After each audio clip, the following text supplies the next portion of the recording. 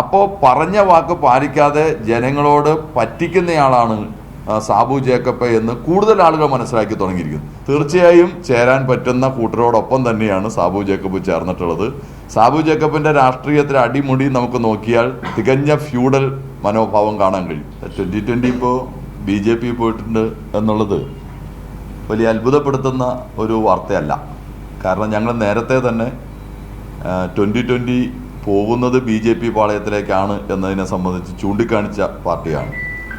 അന്ന് ഞങ്ങൾ അതിനെ ചൂണ്ടിക്കാണിക്കുമ്പോൾ അദ്ദേഹം അത് നിഷേധിക്കുകയാണ് ചെയ്തത്. അപ്പോൾ ഞങ്ങൾ അന്നത്തെ ഞങ്ങൾ ഉയർത്തുന്ന വിമർശനത്തെ പ്രധാനമായും പറഞ്ഞിരുന്ന ഒരു കാര്യം, എന്തുകൊണ്ടാണ് രാജ്യത്ത് നടക്കുന്ന സംഭവവികാസങ്ങളോട് 2020 പ്രതികരിക്കാത്തത്? ഒരു രാഷ്ട്രീയ പാർട്ടി എന്ന നിലയിൽ വർഗീയ കലാപങ്ങൾ ശക്തിപ്പെടുന്ന ഇന്ത്യയുടെ രാഷ്ട്രീയ സാഹചര്യത്തോട് എന്തുകൊണ്ട് 2020 പ്രതികരിക്കുന്നില്ല? അതല്ലെങ്കിൽ കോർപ്പറേറ്റ് നയങ്ങൾ അടിച്ചേൽപ്പിക്കുന്ന, തൊഴിലാളി വിരുദ്ധ കർഷക വിരുദ്ധ നയങ്ങൾ അടിച്ചേൽപ്പിക്കുന്ന സമീപനത്തിനെതിരെ 2020 എന്തുകൊണ്ട് പ്രതികരിക്കുന്നില്ല എന്ന ചോദ്യം ഞങ്ങൾ നേരത്തെ തന്നെ 2020 മുമ്പാകെ ഉന്നയിച്ചതാണ്. അന്നവർ പറഞ്ഞ മറുപടി, അല്ല, കേരളത്തിൽ പ്രസക്തമല്ലാത്ത ഒരു രാഷ്ട്രീയ പാർട്ടിയെ സംബന്ധിച്ച് ഞങ്ങൾ എന്തിനാണ് പ്രതികരിക്കേണ്ടത് എന്നാണ്. അതുമാത്രമല്ല, നിലവിലുള്ള രാഷ്ട്രീയ പാർട്ടികളിൽ നിന്ന് വ്യത്യസ്തരാണ് ഞങ്ങളെന്നും ഞങ്ങൾ അഴിമതിക്കെതിരാണെന്നും അങ്ങനെ ഒരു സ്വതന്ത്രമായ മുഖത്തോടെ വരുന്ന ഒരു പ്രത്യേക സംവിധാനമാണ് 2020 എന്നെല്ലാമാണ് അന്ന് അവകാശപ്പെട്ടുകൊണ്ടിരുന്നത്. പക്ഷെ അദ്ദേഹത്തിൻ്റെ വാദഗതികളെ കണ്ടുകൊണ്ട് ഞങ്ങളന്ന് തന്നെ പറഞ്ഞിരുന്നു, ഇത് പതിയെ പതിയെ BJPയിലേക്ക് പോകുന്ന നീക്കമാണ് നടക്കുന്നത്, അതിനു വേണ്ടിയിട്ടുള്ള സമർത്ഥമായ ഒരു പ്രവർത്തനമാണ് ചെയ്യുന്നത് എന്ന് അന്നേ തന്നെ ചൂണ്ടിക്കാണിച്ചിരുന്നു ഞങ്ങളുടെ രാഷ്ട്രീയ വിമർശനം. അതിനെ ഇപ്പോൾ സാധൂകരിക്കുന്ന അനുഭവമാണ് ഉണ്ടായിട്ടുള്ളത് എന്ന് കാണാൻ കഴിയും. യഥാർത്ഥത്തിൽ BJPയുടെ ഏജൻ്റാണ് സാബു ജേക്കബ് എന്നുള്ളതാണ് യാഥാർത്ഥ്യം. BJPക്ക് തനിച്ചു വളരാൻ കഴിയാത്ത സാഹചര്യത്തിൽ ഇത്തരത്തിലുള്ള കോർപ്പറേറ്റ് സംവിധാനങ്ങളെല്ലാം കൂടെ നിർത്തിക്കൊണ്ട് വളരാൻ കഴിയുമോ എന്ന BJPയുടെ പരീക്ഷണത്തിൻ്റെ കേരളത്തിലെ ഏജൻ്റായിരുന്നു സാബു ജേക്കബ് എന്നുള്ളതാണ് യാഥാർത്ഥ്യം. ഒരു സംശയം വേണ്ട, കേരളത്തിൻ്റെ ജനത വളരെ മതനിരപേക്ഷപരമായി ചിന്തിക്കുന്നവരാണ്. അവർ ഈ നീക്കത്തിനെ ശക്തിയായി ചെറുത്തു തോൽപ്പിക്കുന്നതിന് ആവശ്യമായ സമീപനം സ്വീകരിക്കും. ഇപ്പോൾ സാബു ജേക്കബ് പറഞ്ഞത് അഴിമതി വിരുദ്ധ പോരാട്ടത്തിലാണ് 2020 അണിചേരുന്നത് എന്നതിനെ സംബന്ധിച്ചാണ്. ഇപ്പോൾ പോയിട്ടുള്ളത് BJPയുടെ പാളയത്തിലേക്കാണ്. രാജ്യം കണ്ട ഏറ്റവും വലിയ അഴിമതി നടത്തിയ കൂട്ടരാണ് BJPക്കാർ എന്ന് കാണാം. ഇലക്ട്രൽ ബോണ്ട് എന്നുള്ളത് സുപ്രീം കോടതി തന്നെ ആശ്ചര്യത്തോടെ നമ്മുടെ നാടിനോട് വിളിച്ചു പറഞ്ഞ കാര്യമാണ്.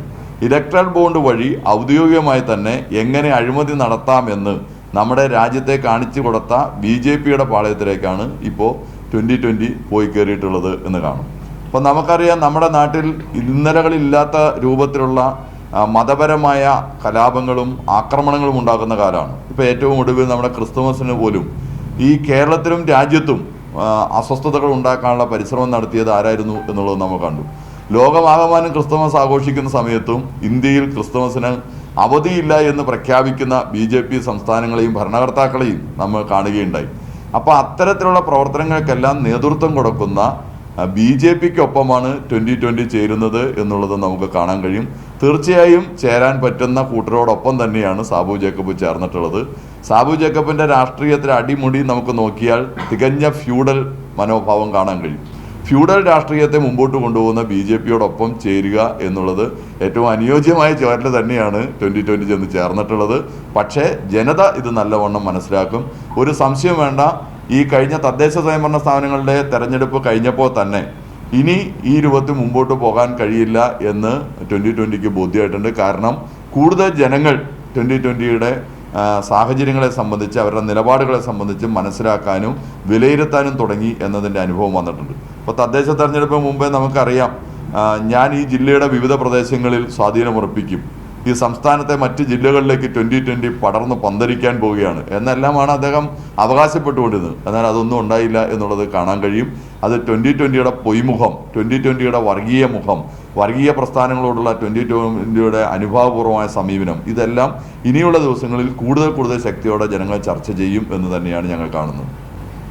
നിയമസഭാ തെരഞ്ഞെടുപ്പ് അടുത്ത് വരികയാണ്. പ്രത്യേകിച്ച് കേരളത്തിലെല്ലാം വളരെ ശക്തമായ ഒരു മത്സരം നടക്കുന്ന ഒരു ഇടം കൂടിയാണ്.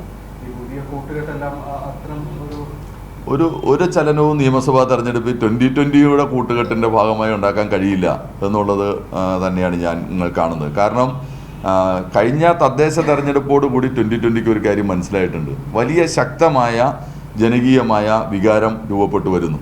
ഇപ്പോൾ ഒരു വാർഡിൽ 1-2 വോട്ടിനൊക്കെ തോറ്റുപോയി, അല്ലെങ്കിൽ ചെറിയ വോട്ടുകൾക്ക് തോറ്റ് അദ്ദേഹം ജയിക്കുകയും അദ്ദേഹത്തിനുണ്ടായിരുന്ന പഞ്ചായത്ത് നിലനിർത്തുകയും ചെയ്തു എന്നൊക്കെ ഉള്ളത് കണക്കുകൾ നോക്കുമ്പോൾ ശരിയായിരിക്കാം. പക്ഷേ ജനങ്ങൾ ശക്തമായി 2020-ക്കെതിരെ പ്രതികരിക്കാൻ തുടങ്ങിയിരിക്കുന്നു. അതെന്തുകൊണ്ടാണ്? 2020 അദ്ദേഹം അധികാരത്തിൽ വരുമ്പോൾ അദ്ദേഹം പറഞ്ഞത്, ഞങ്ങൾ അധികാരത്തിൽ വരുന്ന എല്ലാ പഞ്ചായത്തെയും വലിയ രൂപത്തിലും മാറ്റങ്ങൾക്ക് വിധേയമാക്കും എന്നാണ്. സിംഗപ്പൂർ ആക്കും എന്ന് പറഞ്ഞ പ്രദേശം എങ്ങനെയാണ് കിടക്കുന്നതെന്ന് നിങ്ങൾ മാധ്യമങ്ങൾ തന്നെ റിപ്പോർട്ട് ചെയ്തിട്ടുണ്ടല്ലോ പല പ്രാവശ്യങ്ങളും.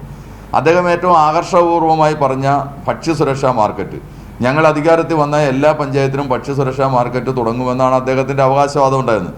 2025 ഒറ്റ ഭക്ഷ്യസുരക്ഷാ മാർക്കറ്റ് പുതിയ കേന്ദ്രത്തിൽ തുടങ്ങിയില്ല എന്ന് മാത്രമല്ല, ഉണ്ടായിരുന്ന ഭക്ഷ്യസുരക്ഷാ മാർക്കറ്റ് അടച്ചിടുന്ന സമീപനമാണ് സ്വീകരിച്ചത്. അപ്പോൾ പറഞ്ഞ വാക്ക് പാലിക്കാതെ ജനങ്ങളോട് പറ്റിക്കുന്നയാളാണ് സാബു ജേക്കബ് എന്ന് കൂടുതൽ ആളുകൾ മനസ്സിലാക്കി തുടങ്ങിയിരിക്കുന്നു. പക്ഷെ തെരഞ്ഞെടുപ്പിൻ്റെ അവസാന സമയം എത്തിക്കഴിഞ്ഞപ്പോൾ കുറച്ച് കിറ്റൊക്കെ ആയിട്ട് അദ്ദേഹം ഇറങ്ങി കുറേ ആളുകളെ അദ്ദേഹത്തിൻ്റെ കൂടെ നിലനിർത്താൻ കഴിഞ്ഞിട്ടുണ്ട് എന്ന കാര്യം ഞാൻ നിഷേധിക്കുന്നില്ല. പക്ഷേ കൂടുതൽ ആളുകൾ 2020 എന്ന് പറഞ്ഞാൽ പറഞ്ഞ വാക്ക് പാലിക്കാത്ത ഒരു സംവിധാനമാണെന്നും അവർക്ക് ഹിഡൻ അജണ്ടകളുള്ള ഒരു പാർട്ടിയാണ് എന്ന് മനസ്സിലാക്കുന്ന നിലയിലേക്കാണ് എത്തിയിരിക്കുന്നത്.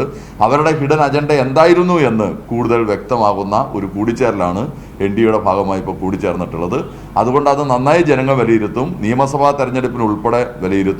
2020-ക്ക് വോട്ട് ചെയ്ത് കൂടെ നിന്നിരുന്ന വലിയ വിഭാഗം ജനങ്ങൾ ഉൾപ്പെടെ 2020-യെ ഉപേക്ഷിക്കുക എന്ന സമീപനത്തിലേക്കായിരിക്കും ഇപ്പോൾ ഈ കാര്യങ്ങൾ കൊണ്ടുചെന്ന് എത്തിക്കുക എന്ന കാര്യത്തിൽ ഞങ്ങൾക്ക് സംശയമില്ല.